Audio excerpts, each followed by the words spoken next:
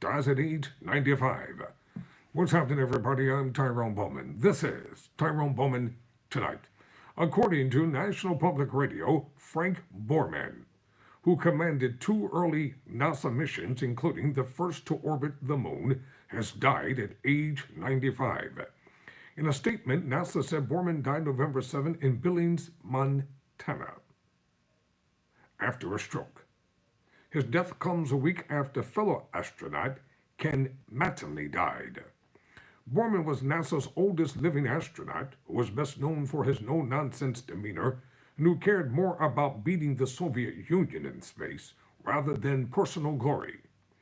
His discipline and attention to detail are two reasons why NASA selected him to be an astronaut in 1962. He first flew in space in 1965 aboard Gemini 7, a grueling 14-day mission to prove that humans could survive in weightless conditions in the cramped two-person capsule. Instead of selecting another astronaut with space experience, NASA chose Borman to serve as the mission commander. NASA Administrator Bill Nelson said in a statement Thursday, in addition to his critical role as commander of the Apollo 8 mission, he is a veteran of Gemini 7, spending 14 days in low Earth orbit and conducting the first renaissance in space. Coming within a feet of the Gemini 6 spacecraft. After the Apollo 1 launched Padfire in 1967, NASA tapped Borman to serve on the investigation board to determine the cause of the accident, which killed 3 astronauts. After that, he headed the team that re-engineered the Apollo capsule and allowed NASA to land on the moon in 1969. So let's take a look at these 3 distinguished gentlemen in their prime.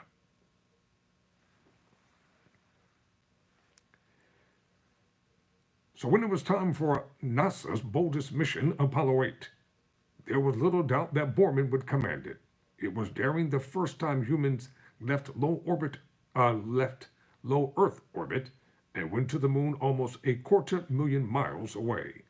The crew of Borman, Jim Lovell, and Bill Anders arrived on Christmas Eve in 1968 and circled the moon 10 times.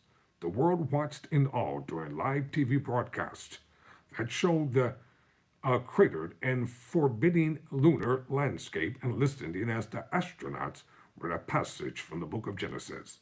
What surprised Borman during the mission was not looking down at the moon, but peering back at the planet.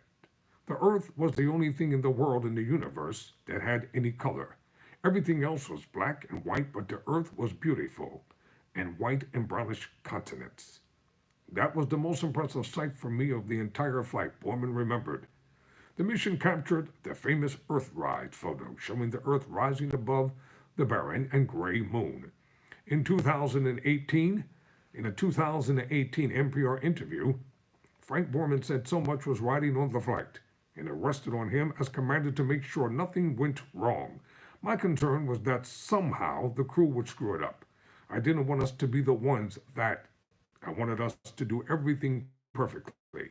Perfection was a part of Borman's DNA. He graduated from the U.S. Military Academy at West Point and entered the Air Force, flew a flight of jets, and became a test pilot. He was never one to stray from a checklist or break the rules. For Borman, an Air Force colonel, the mission capped a difficult year in U.S. history of political assassinations, racial strife, and unrest. The only telegram I remember out of all the thousands we got after Apollo 8 was, it said, "Thank you, Apollo 8. You saved 1968. Robert Kurson wrote a book on Apollo 8 entitled Rocket Men. He says Borman was a quintessential military officer who believed in one thing, beating the Soviet Union. To him, that's what it was all about. That space was the ultimate battlefield where really the future of war was to be waged," Kurson said, and he believed their mission was to beat the Soviets, who were an existential threat to us at the time. Borman left NASA Apollo 8. Unlike other astronauts at the time, he says he never wanted to land on the moon and had no regrets that he didn't get the chance. "I could care less about walking on the moon, you know. I would have done it if I had the mission, but I never had. In other words, it wasn't an emotional thing for me to go step on the moon, but I wanted to be a part of the team that beat the Russians, Borman said. Borman said if he had any regrets about his time in NASA, it was how he was away from family. It averaged 250 days a year. After NASA, Borman joined Eastern Airlines, eventually becoming its CEO. Borman said he hoped the U.S. would return to the moon one day and maybe even make it to Mars. I'm Tyrone Bowman. Never surrender. Never quit.